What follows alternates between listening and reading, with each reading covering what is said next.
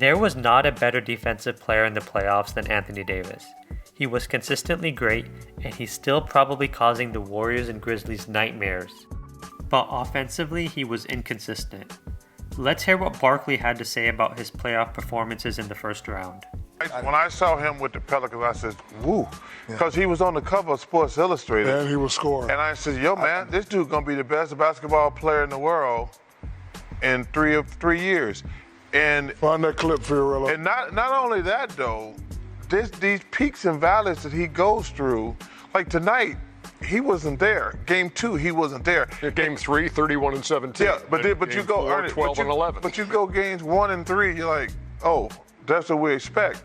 But it's just fascinating that he goes from 1 and 3 to 2 and 4. So let's take a deeper dive into why Anthony Davis is so up and down. I want to start off with his alley-oops, and I know that might seem strange. However, I think the alley-oop stats tell an interesting story. First, I looked at how Anthony Davis ranks among the top alley-oop lob threats. He was able to attempt 1.17 alley-oops per game, which is about middle of the pack in the group I picked, which is not bad but still strange because he should have been a lot closer to 1.5 where Robert Williams is at. So then I looked at his alley-oops per year. Besides 2020, he typically attempted 60 to 80 alley-oop attempts per season per NBA.com. However, in this 2017-2018 season, when he was with the Pelicans, he attempted 152 alley-oops that year. The 2 next highest amounts among the players I researched were Gobert and Williams.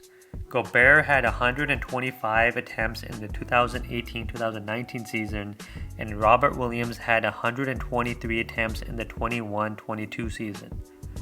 Now the question is, how did Anthony Davis have one of the, if not the best season in scoring alley-oops? To figure this out, I watched every single alley-oop attempt from the 2017-2018 season, as well as from last year, to compare the differences. During that season with the Pelicans, he had one of the best passers of all time in Rondo, who by the way would get so excited to throwing alley-oop passes to AD that he had this little hop kick that he would do after throwing Anthony Davis an alley-oop pass. His passes, even without penetrating the defense, were just on point. But besides Rondo, he had Jrue Holiday and Cousins throwing dimes to him. Both guys had great timing when throwing AD a pass. In the pick and roll, Holiday actually had more alley-oop passes than Rondo. Holiday had 15, Rondo had 13, and Cousins had 5 that season. Holiday was best throwing passes after penetrating and collapsing the defense. Westbrook, much like Holiday, was best throwing alley-oop passes after attacking the paint. It's impressive to drive full speed and throw a lob pass on target like how Russ did with AD. Russ had 14 alley-oop passes that resulted in shot attempts this past season. If he didn't get traded, he would have surpassed Holiday's 15. LeBron surprisingly only had 3 passes that resulted in alley-oop attempts for AD. When the Lakers went to the LeBron-AD pick and roll, it was successful, and I don't believe they went to it enough last season. Austin Reeves and D'Angelo Russell showed promise in alley-oop chemistry with Anthony Davis in the pick and roll. It's important that the current Laker players run pick and roll action with the intention of getting Anthony Davis the ball. And I don't just mean with alley-oops. Looking at the alley-oop stats was to see how the offense was getting the ball to Davis in an optimal way. We aren't in the era of basketball anymore where bigs automatically get the ball thrown to them in the post with their backs to the basket. The offense has to manufacture other ways for the bigs to get the ball. So far, we've just looked at the standard pick and roll, but there's of course other ways, which we'll look into. I categorized all the ways AD would get his alley-oops. We talked about the pick and roll and how the Lakers utilized AD fine in the pick and roll. But look at how well the Pelicans utilized AD compared to the Lakers. They ran a lot more specific plays to use Davis as a lob threat. Also look at the difference in transition as well as the sideline and baseline out of bounds plays.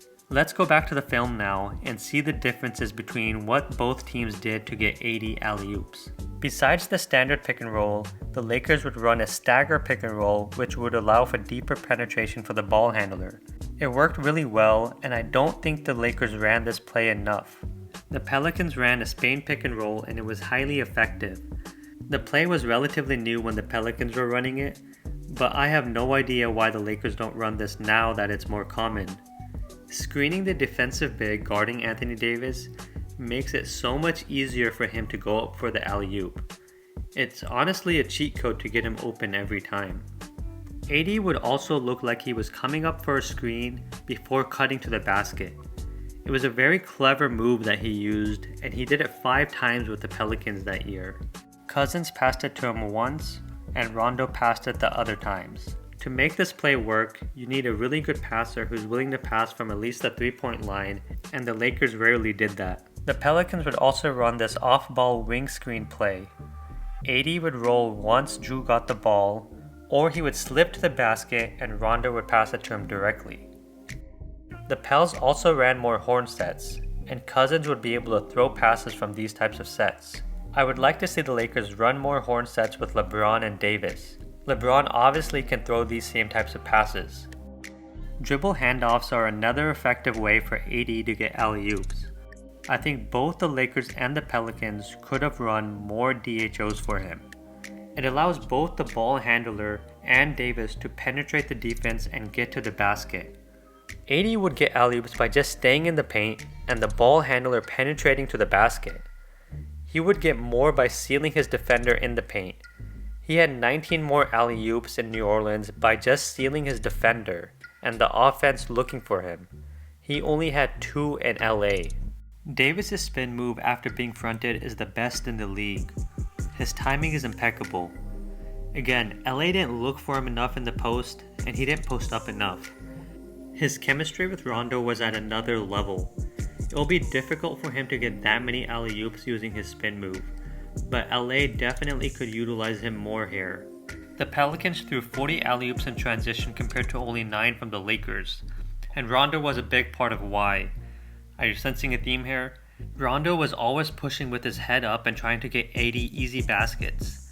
I mean, look at these passes even from half court. It was just so effortless for both of them. I don't expect the Lakers to complete as many of these passes, but at the same time, they could look to find Davis before the defense is completely set. The Pelicans also ran this play where AD would set a pin down or they would run floppy, and both would result in him getting alley-oops. He would end up getting a shorter roll to the basket, and the player getting the ball after the pin down would have an easy alley-oop pass to AD. I also think it was clever for the Pelicans to have AD get the pin down screen set for him. He would fake it like he was going to use the pin down, and then he would go backdoor for the alley-oop.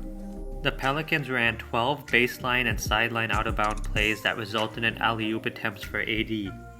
The Lakers just had 1. The basic summary is that AD didn't get enough plays set up for him, nor did the Lakers target him enough in transition. Yes, the Lakers don't have Rondo, but they still have good enough passers where they could construct more targets for Davis. That would be a big start in him getting more touches to score. In my opinion, there's a lack of creative coaching, and his teammates could do a better job of helping Davis score more.